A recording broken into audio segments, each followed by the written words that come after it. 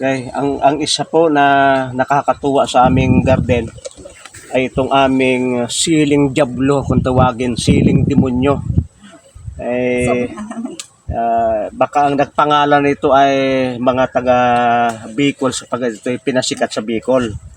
Ang ganitong variety ay itinanim sa Bicol, awang kung saan galing, na ang dahilan ay ito daw ay mas mahalang kaysa doon sa pangkaraniwang sili, kaya tinawag na siling diablo. Wala man sigurong masamang meaning yon, kundi ibig sabihin ay nung siling diablo ay sobrang halang. At ang isang maganda dito ay ang kanyang bunga ay mas malaki. Tingnan nyo, kung ikumpara sa siling labuyo ay 5 times yung malaki.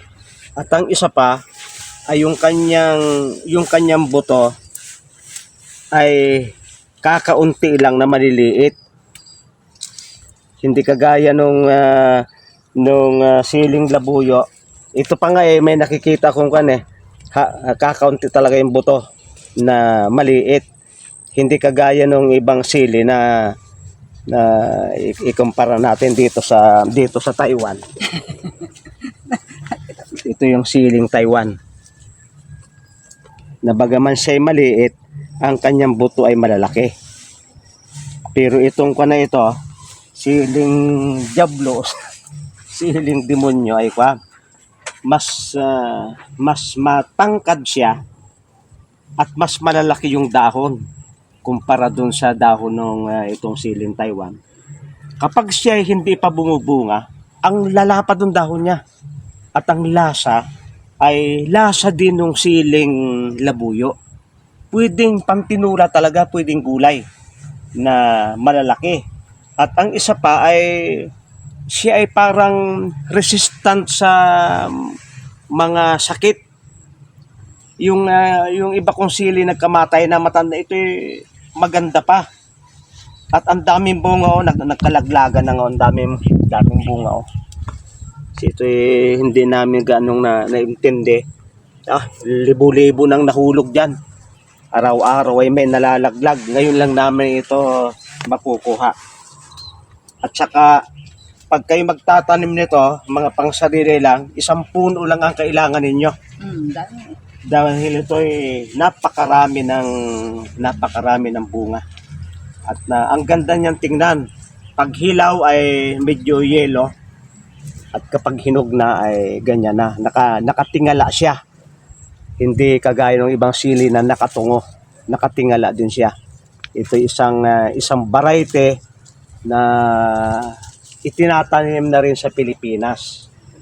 Ang kwan lang nito ay pag ang sili ay mura, ang makukuha ito. Sapagkat 1 kilo nito ay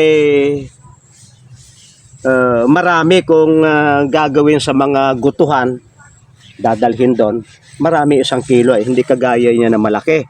Pero kung kayo'y gagawa ng mga chili oil, mga pangluto lang sa inyong kusina, ay ito na, sapagkat ilang piraso lang ay marami na kayong makikita. Aking asawa ay tumagon at medyo mainit pa. Kakatuwa.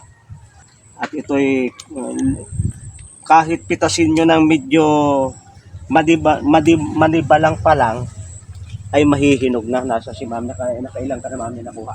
Dami na. Puno na aray ko. Ang daming langgam. Daming langgam. Mas mataas na mataas na sa akin.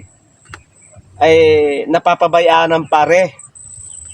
Sapagkat kami maraming trabaho, nagtagal kami sa Mindoro. Kung ito'y talagang nabunuhan, ay ganyan rin nakataas yan, Kaya nilagyan ko ng balag na mataas, ganyan, Dahil ito'y tataas pa dyan.